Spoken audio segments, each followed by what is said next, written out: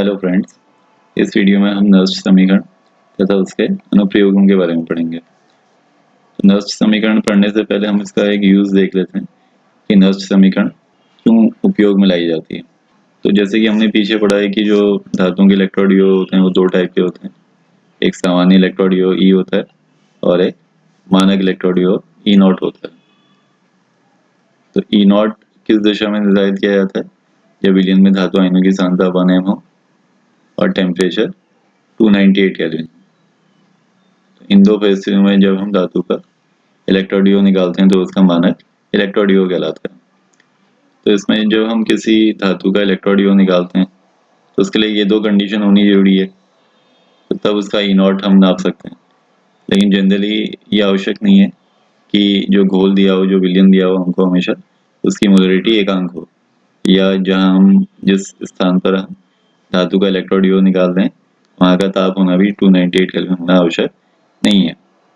तो जनरली जब हम किसी धातु का इलेक्ट्रोड योग निकालते हैं तो वो सामान्य इलेक्ट्रोड योग आता है, जबकि जो काम का इलेक्ट्रोड योग होता है वो कौन सा होता है? हमारा मानक इलेक्ट्रोड योग। तो नष्ट इक्वेशन एक ऐसी इक्वेशन है जिसकी सहायता से हम ई और ई नॉट में संबंध को व्यक्त करते हैं। तो प्रैक्टिकली जब हम किसी तत्व का इलेक्ट्रोड योग निकालते हैं तो ई आता है, तो उसको नष्ट इक्वेशन की सहायता से हम क्या करते हैं? ई नॉट में बदल देते हैं। तो नष्ट समीकरण से जब हम इलेक्ट्रोड योग निकालेंगे तो इलेक्ट्रोड योग जो आजकल में प्रचलित है आईयूपीएसी सिस्टम में, वो अपचयन योग है। तो इसके लिए हम पहले एक रिडक्शन रिएक्शन ले लेते हैं। तो अपचयन का मतलब इलेक्ट्रॉनों का ग्रहण करना। तो सपोज हमारे पास एक धातु आयन है एम एन पॉजिटिव, एक धातु है उसके ऊपर एन पॉजिटिव चार्ज है, तो इसने एन इलेक्ट्रॉन ग्रहण किए, तो पॉजिटिव नेगेटिव चार्ज न्यूट्रलाइज हो गया जिससे कि धातु प्राप्त हो गया हमको। तो यहाँ पर हमने क्या किया? एक अपचयन रिएक्शन लिए। तो इस अपचयन रिएक्शन के लिए ई और ई नॉट नष्ट इक्वेशन के अनुसार किस प्रकार संबंधित होते हैं?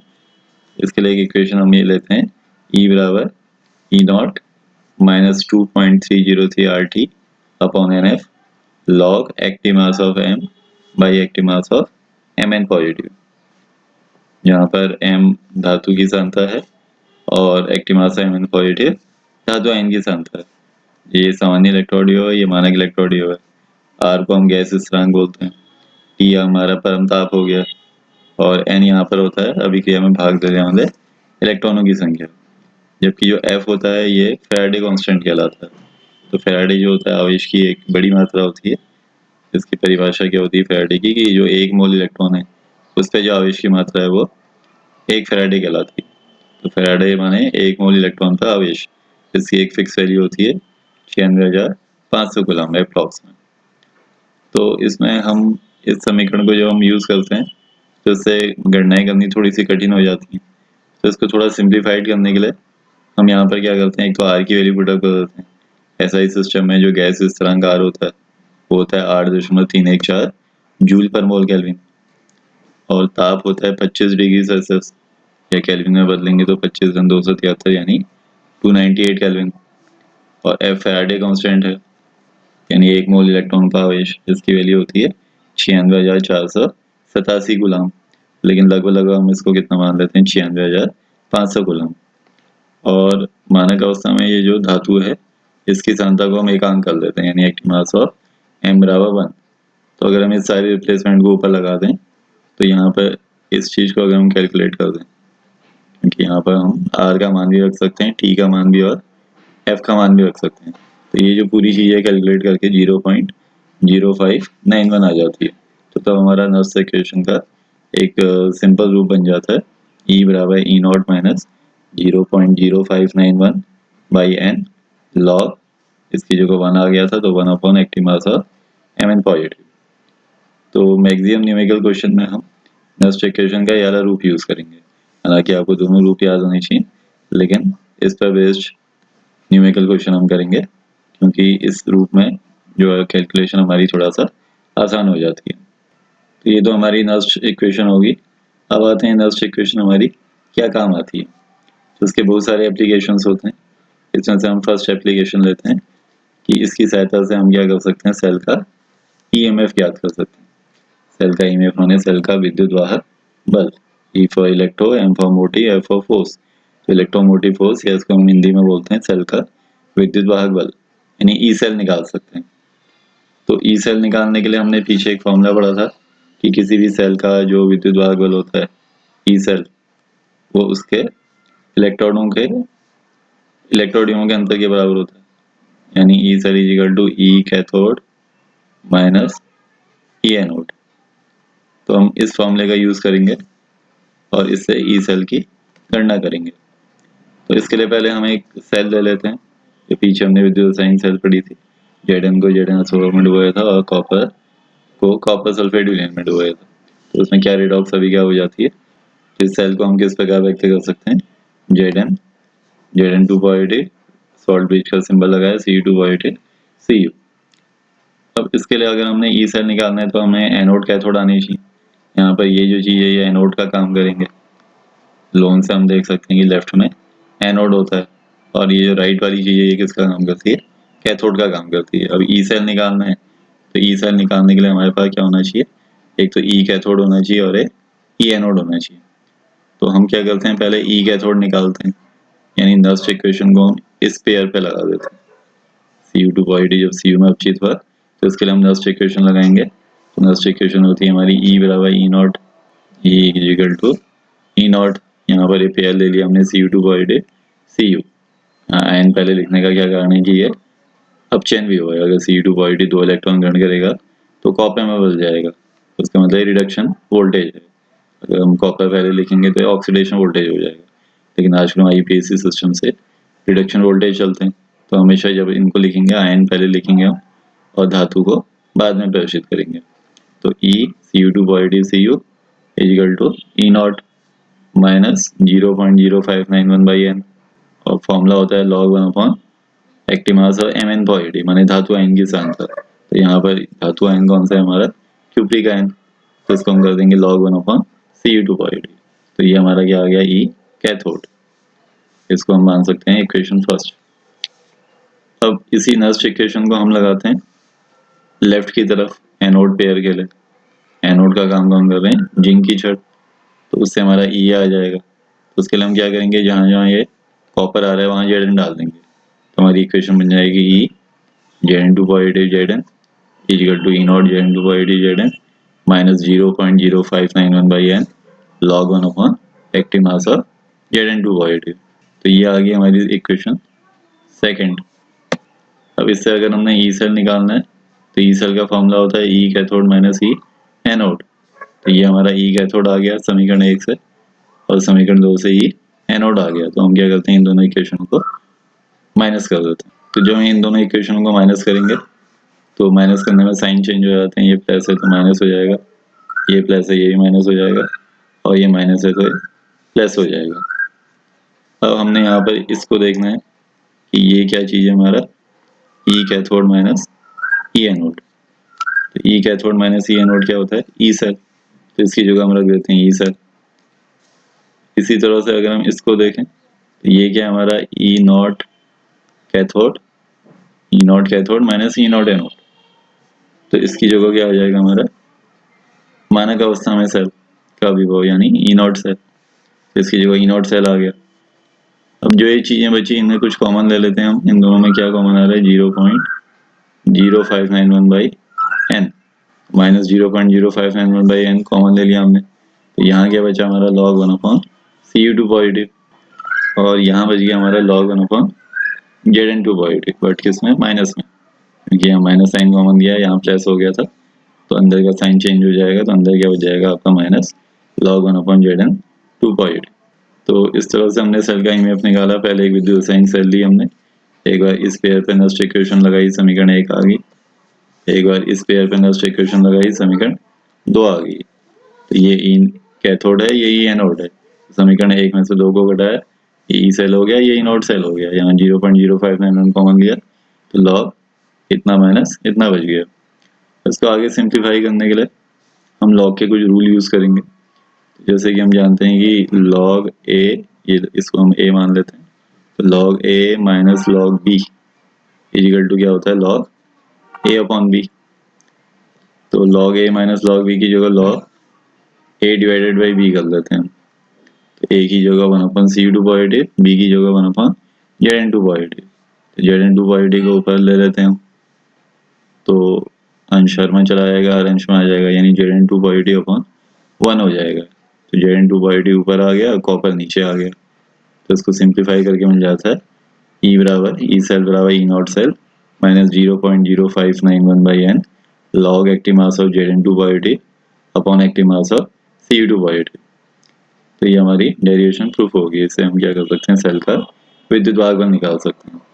लेकिन जब हम इसको याद करेंगे तो इस रूप में नहीं करेंगे, क्योंकि जरूरी नहीं कि सेल Zn और Cu से ही मिलकर बनी हो सकता है Ag हो, कैडमियम हो। तो इसके लिए एक हम व्यापक सूत्र बना लेते हैं कि यहाँ पर आपने ध्यान रखना है कि ये जो Zn2 पॉजिटिव है ये लेफ्ट में था, यानी ये एनोड आयन का काम कर रहा था, और ये हमारा राइट में था, उसका मतलब ये सी यानी कैथोड आयन का काम कर रहा था।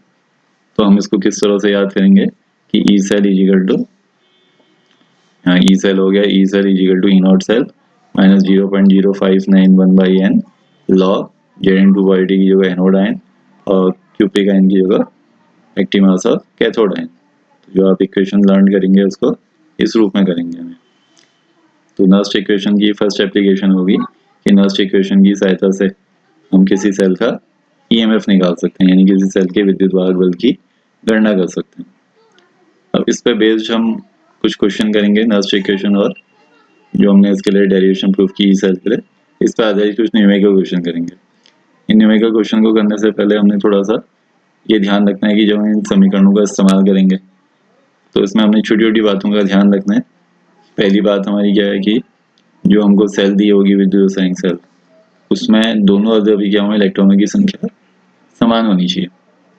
अगर इलेक्ट्रॉनों की संख्या दोनों ओर समान नहीं है तो उसको उचित संख्याओं से गुणा करके इलेक्ट्रॉनों की संख्या को हम समान कर लेंगे। इसको अगर आप एक एग्जांपल से समझेंगे तो यहाँ पर हम देखेंगे, हमने सेल दी Ni2 पॉजिटिव और सॉल्ट ब्रिज का सिंबल लगाया Ag पॉजिटिव Ag। तो अगर आप यहाँ देखेंगे तो यहाँ पर क्या हो रहा है कि Ni से Ni2 पॉजिटिव बन रहा है।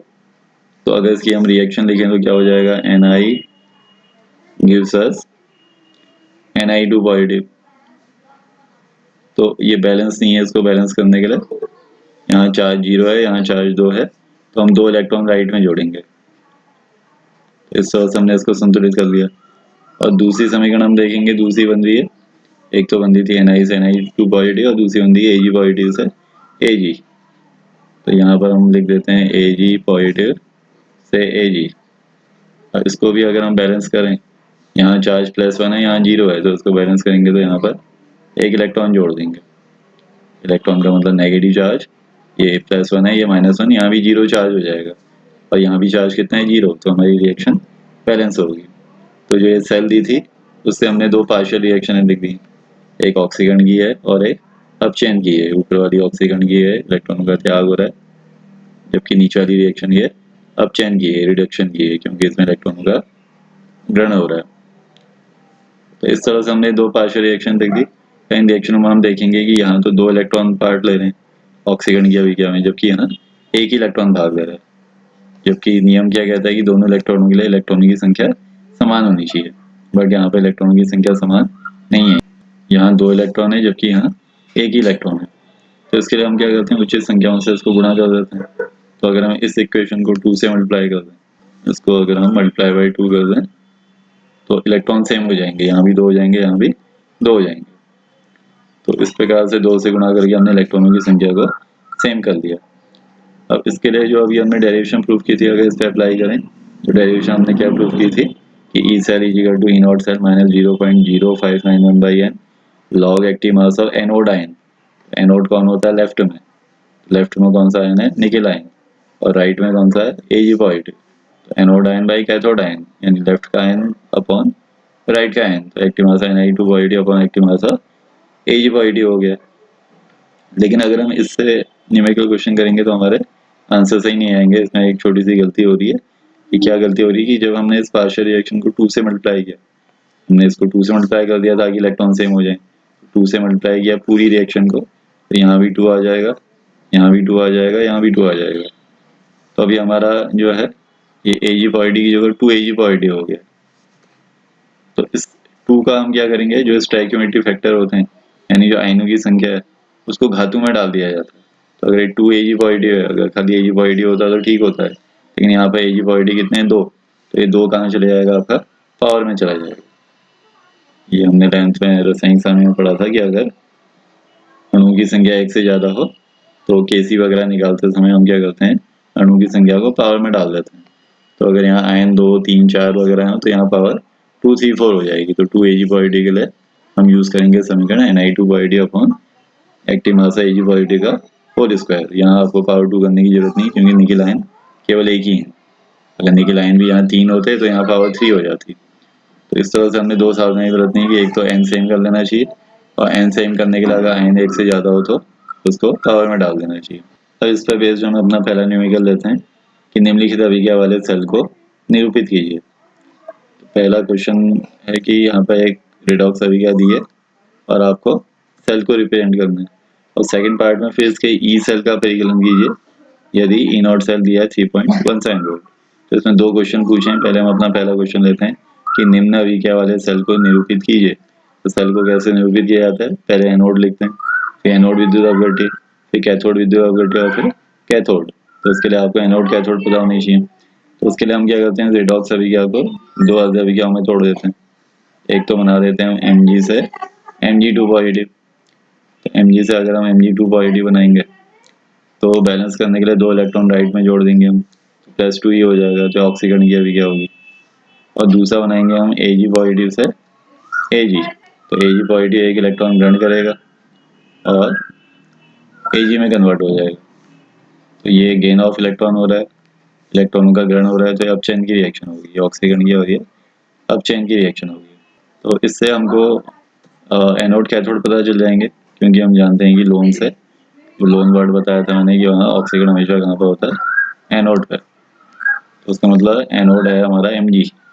ये जो Mg है ये किसका काम कर रहा है, एनोड का। और Mg एनोड का काम कर रहा है, ये रिडक्शन है, रिडक्शन हमेशा कैथोड पर होता है। उसका मतलब जो Ag है, ये जो Ag है ये किसका काम कर रहा है, कैथोड का। तो अगर एनोड कैथोड पता चल गया तो रूल लगा देते हैं।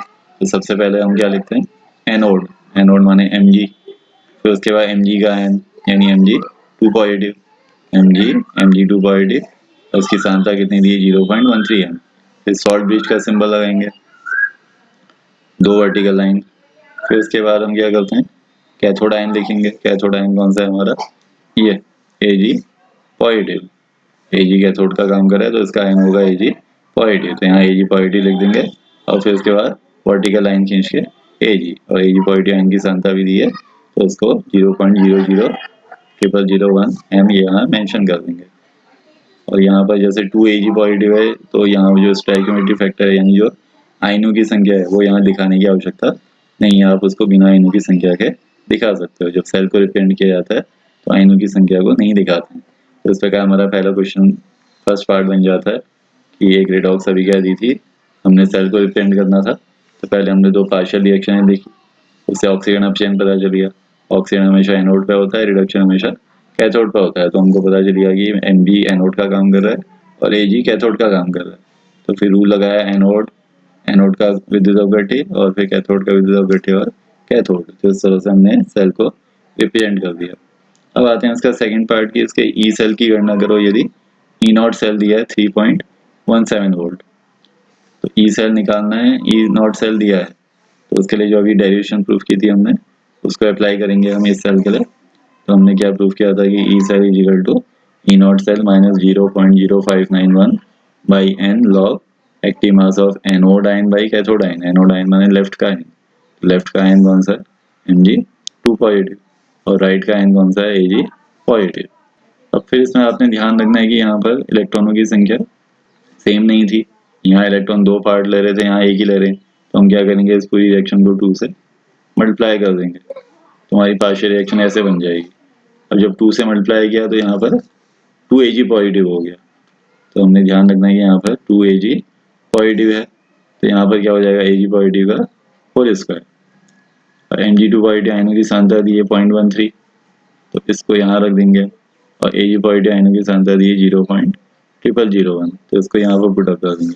ई नॉट सेल कितना दिया था, 3.17 वोल्ट। तो ये क्वेश्चन में दिया है 3.17 वोल्ट माइनस 0.0591, एन हमने सेम कर लिया था, यहाँ भी एन 2 आ रहा है, नंबर ऑफ इलेक्ट्रॉन यहाँ भी 2 आ रहे हैं, तो यहाँ एन की जगह 2 रख देते हैं। Log active mass of Mg2/t की जगह 0.13 और Ag/t की जगह 0.0001 यानी 10⁻⁻4 भी बोल सकते हैं इसको, 10⁻⁻4 का होल स्क्वायर।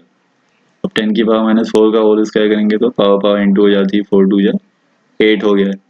ये 8 को अगर हम ऊपर लाएंगे तो -8 ऊपर जाएगा तो क्या हो जाएगा, +8। तो इसको हम ऐसे भी लिख सकते हैं इंटू 10⁻+8।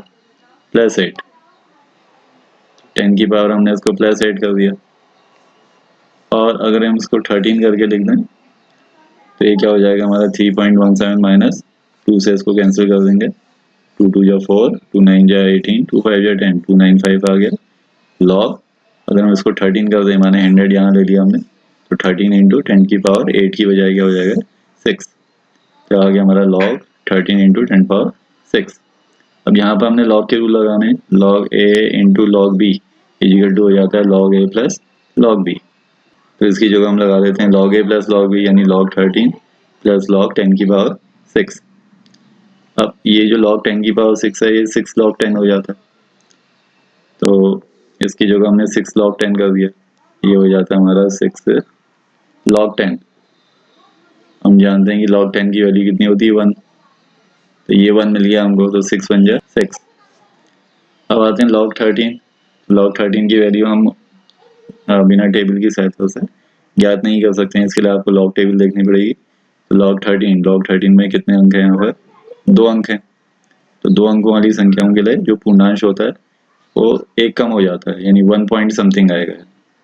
अगर आपने लॉग देखने आते हैं तो लॉग का रूल क्या होता है कि जिस संख्या का लॉग निकालना होता है उसमें अंक गिन लेते हैं। ये log 13 में यहाँ पर कितने अंक हैं 2, तो ये 2 अंकों वाली संख्या है, उसमें से 1 घटा देते हैं। अगर 2 अंकों वाली संख्या होगी तो पूर्णांश 1 हो जाएगा उसका, 3 अंकों वाली संख्या होगी तो पूर्णांश 2, 4 अंकों वाली संख्या होगी तो पूर्णांश 3 हो जाएगा। तो यहाँ पर 2 अंकों वाली संख्या है तो पूर्णांश 1 हो गया।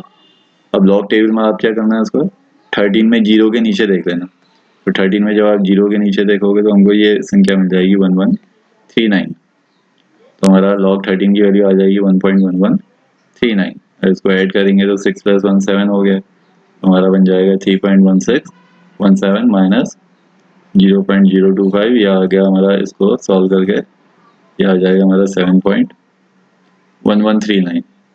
तो 7.1139 को 0.0295 से इंटू कर देंगे तो कितना आ जाएगा 0.21। इसको आप कैलकुलेट करके देख लीजिएगा, और 3.17 में से 0.21 चला गया तो आंसर आ जाएगा हमारा 2.96 वोल्ट। तो इसमें थोड़ा लॉग की वैल्यू देखनी आनी चाहिए आपको। तो लॉग के लिए मैंने बता दिया कि जितने अंकों वाली संख्या होगी पूर्णांश उससे 1 कम कर देंगे, और पॉइंट का हिस्सा निकालने के लिए हम क्या करते हैं, इसको लॉग टेबल की सहायता से देख लेंगे। 13 में 0 के नीचे देखेंगे तो 1139 मिल जाएगा। इसी तरह हम अपना सेकंड एग्जांपल लेते हैं कि एक सेल के ईएमएफ की गणना करो जिसमें निम्नानुसार क्या होती है, और दिया है कि ई नॉट सेल इतना है। तो सेम वही क्वेश्चन है जो हमने पीछे बनाया था, सिर्फ थोड़े आंकड़े अलग हैं। तो इसमें हम क्या करेंगे, ई सेल का फॉर्मूला लगा देंगे। यहाँ सेल रिप्रेजेंट नहीं करना है, खाली आपने ई सेल पता करना है। तो हमने फॉर्मूला क्या पढ़ा है, E cell equal to E not cell.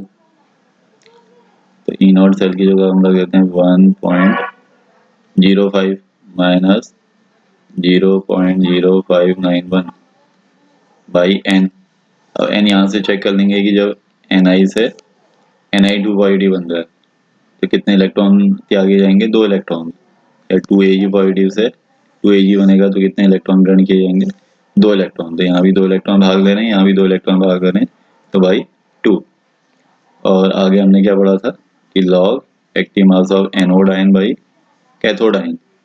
तो एनोड कहाँ होगा, जहाँ ऑक्सीकरण होता है, तो इसकी पार्शियल रिएक्शन लिखेंगे तो क्या हो जाएगा, Ni से Ni2/t, यहाँ इलेक्ट्रॉन का त्याग हो रहा है तो ये ऑक्सीकरण की रिएक्शन है। ये ऑक्सीकरण की रिएक्शन होगी, उसका मतलब यहाँ पर निकल किसका काम करेगा, एनोड का, और जो निकल आयन है वो एनोड आयन का काम करेगा। लॉग एक्टिव मास एनोड आयन की जगह हो जाएगा 0.16, और बाई कैथोड आयन की जगह हम कर लेंगे 0.002। बट क्योंकि यहाँ 2Ag है तो हम क्या करेंगे, इसका स्क्वायर कर लेंगे। तो इन सबको सॉल्व करके ई सेल निकालेंगे तो हमारा आंसर आ जाना चाहिए कितना, 0.91 वोल्ट। तो ठीक फर्स्ट एग्जांपल की तरह है, इसको आगे आप कैलकुलेट कर लीजिए, ये वैल्यू आपको लॉग टेबल में मिल जाएगी।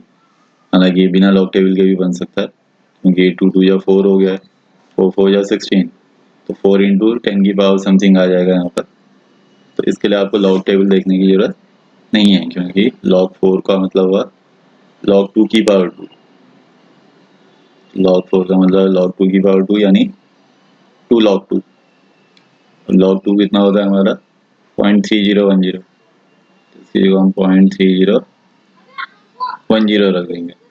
यहाँ से log 4 आ जाएगा, 10 की पावर के लिए हम रूल लगा देंगे, 10 की पावर a log 10, और इसको सॉल्व करके माइनस कर देना, आंसर आ जाएगा हमारे 0.91 वोल्ट।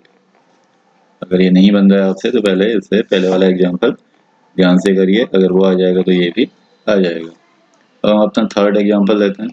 थर्ड एग्जांपल है कि pH इक्वल टू 10 के विलयन के संपर्क वाले हाइड्रोजन इलेक्ट्रोड के विभव का परिकलन कीजिए। तो यहाँ पर थोड़ा सा अलग क्वेश्चन है, यहाँ पर हमको pH दिए, pH का मतलब होता है पावर ऑफ हाइड्रोजन आयन, तो यहाँ पावर ऑफ हाइड्रोजन आयन दिया है हमको 10।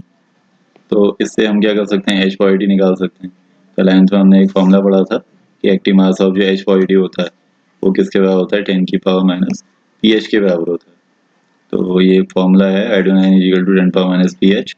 pH कितना दिया है 10, तो यहाँ pH की जगह 10 रख देते हैं, तो हाइड्रोजन आयन की सांद्रता आ जाएगी 10 की घात ऋण 10। इसको हम मान लेते हैं समीकरण 1। तो पहले हमने pH के मान से हाइड्रोजन आयनों की सांद्रता ज्ञात कर ली।